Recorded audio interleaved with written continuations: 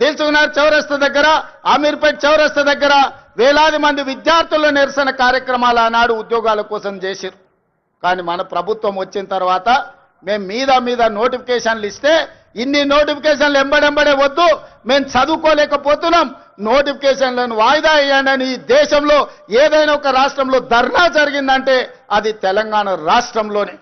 10 ఏళ్ళు వాళ్ళు చేయలేని పని మొదటి సంవత్సరంలోనే 60,000 ప్రభుత్వ ఉద్యోగ నియామకాలు చేపట్టి ఒకవేళ లెక్క తప్పంటారని ఎల్బీ స్టేడియంలో ఎక్కడైతే మేము బాధ్యత చేపట్టినామో ప్రతి నిరుద్యోగ యువకుని వాళ్ళ తల్లిదండ్రులతో అక్కడికి పిలిపించి వాళ్ళకు నియామక పత్రాలు అందించి తలలు లెక్కబెట్టి 60,000 మంది నిరుద్యోగ యువకులకు ఈ దేశంలో ఒక్క సంవత్సరంలో ఉద్యోగాలు ఇచ్చిన ప్రభుత్వం ప్రజా ప్రభుత్వం, మన ప్రభుత్వం.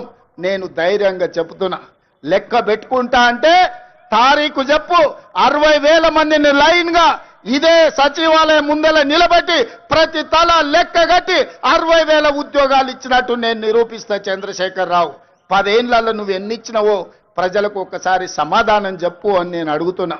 అదేవిధంగా ఇవాళ రైతులకు సంబంధించి రైతు రుణమాఫీ కావచ్చు, రైతు భరోసా కావచ్చు, రైతు గిట్టుబాటు ధర కావచ్చు, రైతులకు 500 రూపాయల బోనస్ కావచ్చు, రైతులకు ఉచిత కరెంటు కావచ్చు, రైతులకు స్ప్రింక్లర్స్ కావచ్చు, రైతులకు డ్రిప్ కావచ్చు, గిరిజన రైతాంగానికి సోలార్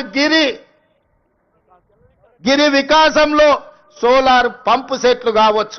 దేని మీద నువ్వు చర్చ చేస్తావు? వీటన్నిటిని కలిపి ఈ రోజు సివిల్ సప్లైస్ కార్పొరేషన్ నుంచి రైతులు పండించిన పంటను కొనుగోలు విషయంలో కావచ్చు 18 నెలల్లో 1,04,000 కోట్ల రూపాయలు కేవలం రైతుల మీదనే ఖర్చు పెట్టిన రైతు ప్రభుత్వం, రైతు రాజ్యం, రైతును రాజును చేసిన రాజ్యం మాది, వ్యవసాయాన్ని పండుగ చేసిన ప్రజా పాలన మాది. చర్చ చేయడానికి నువ్వు సిద్ధంగా ఉన్నవా చంద్రశేఖర్ రావు గారు అని నేను అడుగుతున్న ఈ వేదిక మీద నుంచి. మీరు కాళేశ్వరం ముసుగులో 1,00,000 కోట్ల రూపాయలు మీరు కొల్లగొడితే 18 నెలల్లో 1,04,000 కోట్ల రూపాయలు రైతాంగానికి అందించి రైతులను ఆదుకున్న చరిత్ర మాది.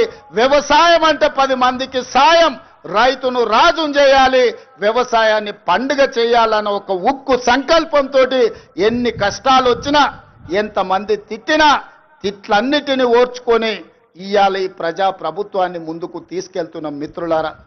ఇవాళ మహిళల విషయంలో మీరు చూడండి, ఆర్టీసీలో ఉచిత ప్రయాణం కావచ్చు, ఆడబిడ్డలకు పెట్రోల్ బంకుల నిర్వహణ కావచ్చు, ఆడబిడ్డలకు సోలార్ బిజినెస్ కావచ్చు, అదానీ అంబానీలతో పోటీ పడే విధంగా ఇవాళ 1000 మెగావాట్ల సోలారు విద్యుత్ ఉత్పత్తి సామర్థ్యాన్ని విద్యుత్ శాఖతో ఒప్పందం చేపించి 1 కోటి మంది మహిళల్ని కోటీశ్వరులను చెయ్యాలని ఉక్కు సంకల్పంతో ఇవాళ మేము ముందుకు వెళ్తున్నాం. ఇవాళ ఆడబిడ్డలకు ఒక్క సంవత్సరంలో 21,000 కోట్ల రూపాయలు జీరో వడ్డీతో ఇవాళ ఆడబిడ్డలను ఆదుకున్నాం. అదే కాదు, హైటెక్ సిటీ పక్కన విప్రో ఇన్ఫోసిస్ కార్పొరేట్ కంపెనీల పక్కన 4 ఎకరాలు శిల్పారామం పక్కన ఇచ్చి 150 షాపులు సెల్ఫ్ హెల్ప్ గ్రూపులు ఉత్పత్తి వస్తువులను అమ్ముకోవడానికి ఇవాళ వాళ్ళకి అక్కడ స్థలాన్ని కేటాయించినాం. ఇవాళ ఆడబిడ్డలు ఆర్టీసీలో ఉచిత బస్సు ప్రయాణం కాదు, 1000 బస్సులను కొని ఆర్టీసీకి కిరాయికి పెట్టుకునే ఆర్థిక స్తోమత ఇవాళ ఆడబిడ్డలకు అందించినాం. ఇవాళ ఐకేపీ కేంద్రాలు 8,000 ఐకేపీ కేంద్రాలు ఇవాళ ఆడబిడ్డల చేతుల్లో పెట్టినాం. గ్రామాలలో ఉన్న పాఠశాలల్ని అమ్మ ఆదర్శ పాఠశాల మీద ఆడబిడ్డల చేతిలో పెట్టి పిల్లల భవిష్యత్తు ఆడబిడ్డల చేతిలో భద్రమని ఇవాళ అమ్మ ఆదర్శ పాఠశాలలు తీసుకొచ్చినాం. ఇవాళ పాఠశాలల్లో పిల్లల బట్టలు ఒకనాడు కార్పొరేట్ కంపెనీలు కుట్టేటి, ఇవాళ వాటిని రద్దు చేసి ఆడబిడ్డలకే బట్టలు కుట్టే వ్యాపారాన్ని ఇవాళ ఆడబిడ్డలకే అందించినాం. ఇప్పుడు పాఠశాలల్లో తిను వస్తువులను, కూరగాయలను, పాలు, పండ్లు అన్ని సరఫరా ఒకప్పుడు వ్యాపారాలు కార్పొరేట్ సంస్థలు చేస్తుంటే వాటన్నిటిని రద్దు చేసి స్వయం సహాయక సంఘాలకు అందించి ఇవాళ ఆడబిడ్డల చేతుల్లో పిల్లల భవిష్యత్తు భద్రంగా ఉంటుంది అని ఇవాళ ఆడబిడ్డలకు అప్పచెప్పినాం. అందుకే మిత్రులారా, రైతులు కావచ్చు, మహిళలు కావచ్చు, నిరుద్యోగ యువకులు కావచ్చు, ఈ ప్రజా పాలనలో భద్రంగా ఉండాలి అని మేము ఈరోజు ప్రయత్నం చేస్తున్నాం. అందుకే ఈ వేదిక మీద నుంచి 4 కోట్ల తెలంగాణ ప్రజలకు విజ్ఞప్తి చేస్తున్నా. ఆలోచన చేయండి. అంచనా వేయండి, బేరీజు కట్టండి. 10 ఏళ్ల వాళ్ళ పాలన ఎట్లుందో, 18 నెలల్లో మా మిత్రుల పరిపాలన ఎట్లుందో మీరు చర్చ పెట్టండి. చెట్టు కింద పెట్టండి, పెళ్లి కాడ పెట్టండి, చావు దగ్గరకు పోయినప్పుడు మాట్లాడండి, కళ్ళు కాంపౌండ్ కాడ మాట్లాడండి, దావత్ కాడ మాట్లాడండి, ఏడికెళ్ళినా చర్చ పెట్టండి. 10 ఏళ్లలో ఆయన చేసిందేందో, 18 నెలల్లో మనం చేసిందేందో చర్చ పెట్టండి. చంద్రశేఖరరావు గారు ఇవాళను కుట్రలు కుతంత్రాలతోని ఆనాడు కృష్ణా నది మీద కాంగ్రెస్ పార్టీ ఉమ్మడి రాష్ట్రంలో ప్రారంభించిన ప్రాజెక్టులు 10 ఏళ్లలో ఏ ఒక్కటి పూర్తి చేయలే.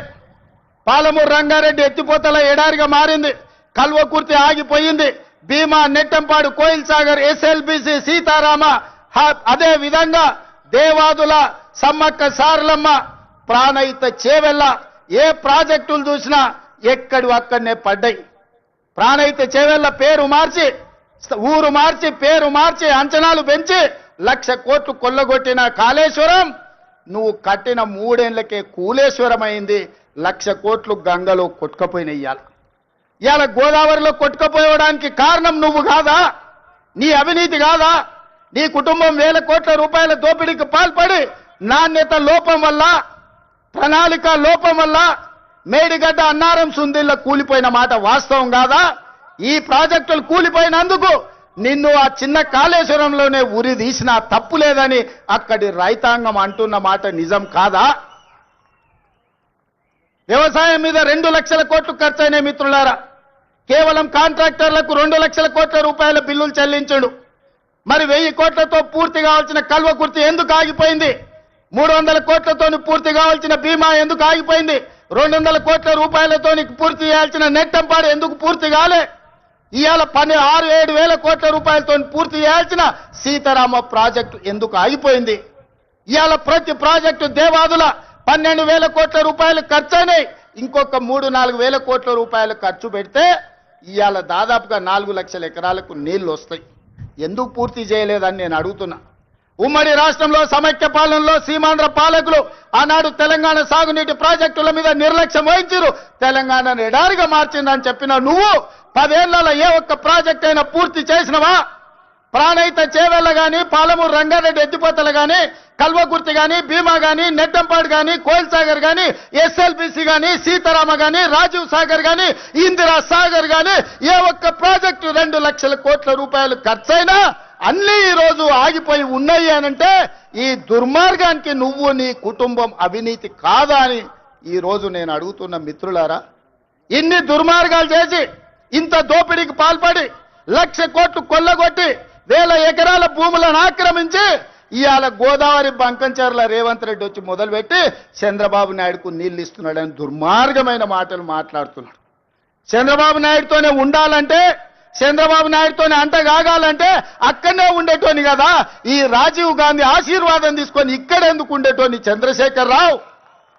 ఆనాడు సోనియమ్మ నమ్మించి కాళ్ళకు దండం పెట్టి కడుపులో తలకాయ పెట్టి నీతో చేరతాని అబద్ధాలు చెప్పి నట్టేట్లో ముంచి నడి బజార్లో మోసం చేసిన చరిత్ర నీదైతే తెలంగాణ ఇచ్చిన సోనియమ్మకు అండగా నిలబడాలి. ఆమె బిడ్డగా ఈ తెలంగాణలో ప్రజా ప్రభుత్వాన్ని తేవాలి అని చంద్రబాబు నాయుడును కాదనుకొని ఇవాళ కాంగ్రెస్ పార్టీలో చేరి ప్రజా ప్రభుత్వం రావడానికి మీ అందరితో కలిసి కదం కదం కలిపిన మిత్రులారా, ఇవాళ నేను అడుగుతున్న సూటిగా చంద్రశేఖరరావును, నిజంగా నీకు ధైర్యం ఉంటే, నీలో నీతి నిజాయితీ ఉంటే, చిత్తశుద్ధి ఉంటే గోదావరి బంకంచెర్ల గోదావరి నది జలాల మీద శాసనసభలో చర్చ పెడదాం. స్పీకర్ కు లేఖ రాయి నువ్వు చెప్పిన తారీఖు నాడు అసెంబ్లీ పెట్టించే బాధ్యత మా శ్రీధర్ బాబు గారు తీసుకుంటారు. నువ్వు నేను చర్చ చేద్దాం. గోదావరి జలాలలో తెలంగాణకు అన్యాయం చేసింది ఎవరు? ప్రాణహిత చేవెళ్లను తరలించే 1,00,000 కోట్లు దోసుకున్నది ఎవడు? ఇవాళ గోదావరి బంకంచెర్లలో 3,000 టీఎంసీ సముద్రంలో పోతున్నాయి. రాయలసీమకు తరలించమని చెప్పింది నువ్వు కాదా? 2016లో మొత్తం వివరాలతో నేను వస్తా, నువ్వు సిద్ధంగా ఉన్నవా? నువ్వు చెప్పినాకనే కదా ఉమాభారతి గారి ఆదేశాల మేరకు చంద్రబాబు నాయుడు గారు 2016లో ఆనాడు జీవో ఇచ్చిండు గోదావరి నుంచి బంకంచెర్లకు నీళ్లు తరలించడానికి. హంద్రీ నీవాకు 400 టీఎంసీలు తరలించడానికి 2016లోనే జీవో ఇచ్చిన మాట వాస్తవం కాదా? 2018లో వ్యాప్కోస్ను నియమించింది నిజం కాదా? వ్యాప్కో సంస్థ 400 టీఎంసీలు గోదావరి జలాలను హంద్రి నీవాకు బంకచర్ల ద్వారా తరలించడానికి ప్రాజెక్టు రిపోర్ట్ ఇచ్చిన మాట వాస్తవం కాదా? ఇవన్నీ నీ నాయకత్వంలో నువ్వు ఇచ్చిన బోడి ఉచిత సలహాలతోటి ఈరోజు గోదావరిలో 3000 టీఎంసీలు నీళ్లు సముద్రంలోకి పోతున్నాయని నీ దిక్కుమాలిన సూచనలతోనే ఈరోజు ఈ దరిద్రం దాపరించిన మాట నిజం కాదా? ఇవాళ నువ్వు చర్చకు సిద్ధంగా ఉన్నావా? గోదావరి జలాలను రాయలసీమకు తరలించకపోయినని రోజమ్మ పెట్టిన